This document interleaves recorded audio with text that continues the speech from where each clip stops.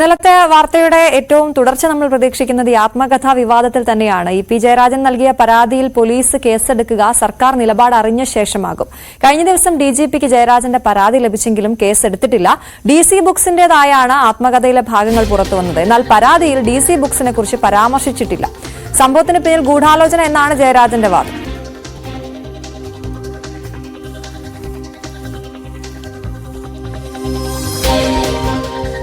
പരാതി കിട്ടിയെങ്കിലും കേസെടുത്തിട്ടില്ല എന്നുള്ളതാണ് ഇതിന്റെ ഏറ്റവും ഗൗരവമുള്ള വിഷയം. അതിൽ സർക്കാരിന്റെ നിലപാടറിഞ്ഞ ശേഷമാകും കേസെടുക്കുക എന്ന് പറയുമ്പോൾ ഇന്ന് ഇ പി ജയരാജൻ സരിന് വോട്ട് പിടിക്കാനായി പാലക്കാട്ടേക്ക് എത്തുന്നു. അതിൽ അദ്ദേഹത്തിന്റെ കൂടുതൽ പ്രതികരണങ്ങളൊക്കെ നമുക്ക് പ്രതീക്ഷിക്കാം. വി വിനോദ് വിവരങ്ങളുമായി ചേരുന്നു. Vinod, good morning. ഈ ആത്മകഥാ വിവാദത്തിൽ വലിയ സംശയങ്ങൾ പൊതുജനങ്ങൾക്കുമുണ്ട്. താനല്ല ഈ ഭാഗങ്ങൾ എഴുതിയത്, തന്റെ പുസ്തകം ഇങ്ങനെ അല്ല എന്നൊക്കെ ജയരാജൻ ആവർത്തിക്കുമ്പോൾ ഈ പരാതി കൊടുത്തത് DC ബുക്സിനെതിരെ അല്ല എന്നുള്ളതും ഒരു കൗതുകമുള്ള കാര്യമാണല്ലോ. പിന്നെ ആർക്കെതിരെയാണ് പരാതി കൊടുത്തിരിക്കുന്നത്? എന്താണ് നിലവിലെ സാഹചര്യം? ശരി, ഇന്നലെ രാവിലെ പറയാത്ത ചില കാര്യങ്ങളാണ് വൈകുന്നേരം ഇ പി ജയരാജൻ വെളിപ്പെടുത്തിയത്. എങ്ങനെയാണ് താൻ എഴുതാത്ത കാര്യങ്ങൾ പുറത്തു പോവുകയും അതിങ്ങനെ പ്രസിദ്ധീകരിച്ചു വരികയും ചെയ്തത് എന്നൊരു ചോദ്യമാണ് ജയരാജൻ ഇന്നലെ രാവിലെ ചോദിച്ചത്. എന്നാൽ വൈകിട്ടത്തെ അദ്ദേഹത്തിന്റെ പ്രതികരണങ്ങളിൽ അദ്ദേഹം പറഞ്ഞത് താൻ എഴുതിയ കുറച്ച് പേജുകൾ ഒരു മാധ്യമ പ്രവർത്തകന് അതിന്റെ എന്തെങ്കിലും പിശകുകൾ ഉണ്ടെങ്കിൽ അത് തിരുത്തുന്നതിന് വേണ്ടി ഒരു മാധ്യമ പ്രവർത്തകനെ ഏൽപ്പിച്ചിരുന്നു. അത് പരിചയമുള്ള ആളാണ്. ആ വഴി പുറത്തു പോയിട്ടുണ്ടോ എന്നതടക്കമുള്ള കാര്യങ്ങൾ പരിശോധിക്കണമെന്നതാണ്. അതായത് ജയരാജൻ മെല്ലെ മെല്ലെ അദ്ദേഹത്തിന്റെ നിലപാടിൽ നിന്ന് മുഴക്കം മറിയുന്ന ഒരു കാഴ്ചയാണ് ഇന്നലെ കണ്ടത്.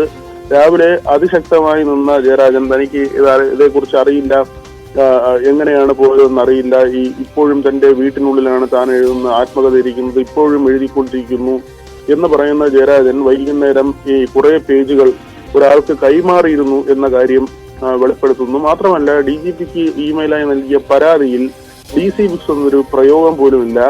ചില മാധ്യമങ്ങളുടെ പേര് മാത്രമാണുള്ളത്. ഈ മാധ്യമ സ്ഥാപനങ്ങളിലൂടെ വാർത്ത വന്നു, അത് ഞെട്ടലുണ്ടാക്കി.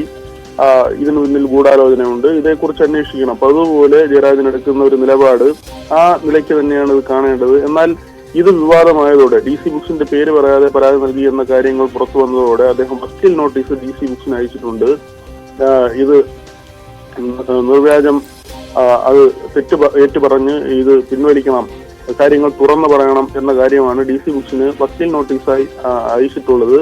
അതൊരു സ്വകാര്യമായി അയച്ചിട്ടുള്ള ഒരു വക്കീൽ നോട്ടീസാണ്. പക്ഷെ അതിനപ്പുറത്തേക്ക് പോലീസിന് നൽകിയ പരാതിയിൽ എന്തുകൊണ്ട് ഇക്കാര്യം പറയുന്നില്ല എന്നത് ചോദ്യമായി അവശേഷിക്കുന്നു. സർക്കാരിന്റെ തീരുമാനം അറിഞ്ഞ ശേഷമായിരിക്കും ഇതിൽ FIR ഇട്ട് അന്വേഷിക്കണമോ അല്ലെങ്കിൽ പ്രാഥമിക അന്വേഷണം നടത്തണമോ എന്നതടക്കമുള്ള കാര്യങ്ങൾ പോലീസും തീരുമാനിക്കുക.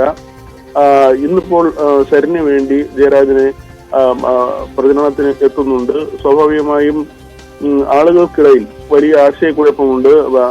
പാർട്ടി അനുഭാവികൾക്കിടയിൽ ഉൾപ്പെടെ വലിയ ആശയക്കുഴപ്പമുണ്ട്. ആദ്യമായല്ല തെരഞ്ഞെടുപ്പ് സമയത്ത് ജയരാജൻ വിവാദത്തിന്റെ കേന്ദ്രമാകുന്നത്. കഴിഞ്ഞ പാർലമെന്റ് തെരഞ്ഞെടുപ്പിൽ, അതായത് തൊട്ട് മുൻപ് നടന്ന ഏറ്റവും പ്രധാനപ്പെട്ട തെരഞ്ഞെടുപ്പിലാണ് അന്ന് പ്രകാശ് ജാവദേക്കറുമായി കണ്ടിരുന്നു എന്ന കാര്യം വെളിപ്പെടുത്തി അന്നത്തെ കോലാഹലം. ആ ദിവസം മുഴുവൻ ജയരാജനിലേക്ക് വാർത്തകൾ കേന്ദ്രീകരിക്കുന്ന, വിവാദം കേന്ദ്രീകരിക്കുന്ന. അതാണ് വിനോദ, അതിൽ നിന്നൊരു വ്യത്യാസമുള്ളത് പാർട്ടി ജയരാജനെ കൈവിടുന്നില്ല, ഈ വിഷയത്തിൽ ജയരാജനെ പൂർണ്ണമായും വിശ്വസിക്കുന്നു എന്നാണല്ലോ MV ഗോവിന്ദൻ അടക്കമുള്ള നേതാക്കൾ ഇന്നലെ പറഞ്ഞത്, അല്ലേ?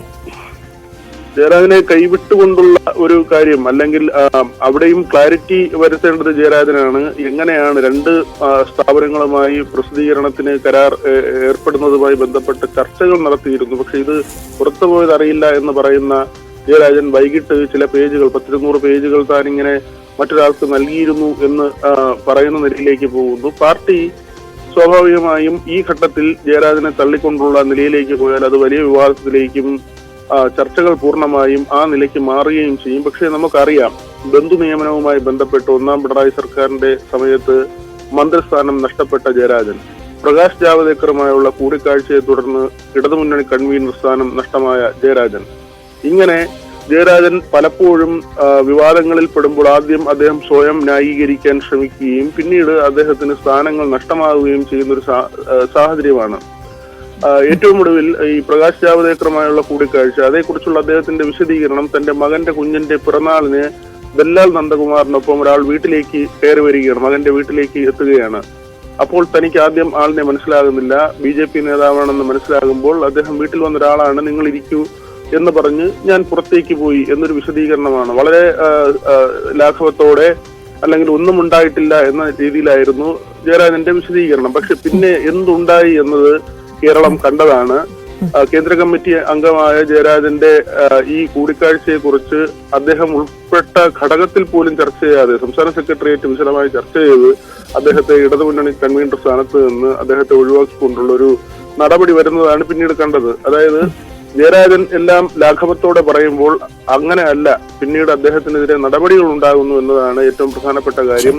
CPM-നെ സംബന്ധിച്ച് വലിയ പ്രതിസന്ധിയിലേക്കാണ് ഇപ്പോഴും ചെന്ന് നിൽക്കുന്നത്. കാരണം രണ്ടാം പിണറായി സർക്കാരിന്റെ പ്രവർത്തനം മോശമാണ്, അല്ലെങ്കിൽ ആദ്യത്തെ സർക്കാരിന്റെ അത്ര പ്രവർത്തനം പോരാ എന്ന് പറയുന്നു. സരിൻ വയ്യാവേലിയാണെന്ന് പറയുന്നു.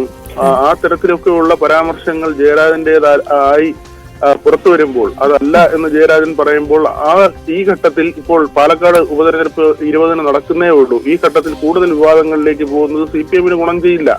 അതുകൊണ്ട് തന്നെ ജയരാജനെ തള്ളിപ്പറഞ്ഞുകൊണ്ട് മുന്നോട്ട് പോകാനുള്ള ഒരു സാഹചര്യം ഇപ്പോൾ ഇല്ല. ഏതായിരുന്നാലും ജയരാജൻ ഇക്കാര്യത്തിൽ കൂടുതൽ വിശദീകരിക്കണം. അദ്ദേഹം കൈകഴുകുകയാണ്, തനിക്കൊന്നും അറിയില്ല എന്ന് അദ്ദേഹം പറയുമ്പോഴും DC ബുക്സിനെ പോലെ ഒരു പ്രസാധക കേന്ദ്രം, ഏറ്റവും ഏഷ്യയിലെ തന്നെ ഒരു പ്രധാനപ്പെട്ട പ്രസാധകർ, അവർ എന്തിന് ഇങ്ങനെ വ്യാജമായി കാര്യങ്ങൾ പുറത്തുവിടണമെന്ന ചോദ്യം അവശേഷിക്കുന്നുണ്ട്. അതാണ്, ഇത്തരം ചോദ്യങ്ങൾ അവശേഷിക്കുമ്പോൾ EP ജയരാജന്റെ ആത്മകഥ ഒരു അടഞ്ഞ അധ്യായമല്ല എന്ന് വേണം നമുക്ക് മനസ്സിലാക്കാൻ. VV വിനോദാണ് വിവരങ്ങൾ നൽകിയത്.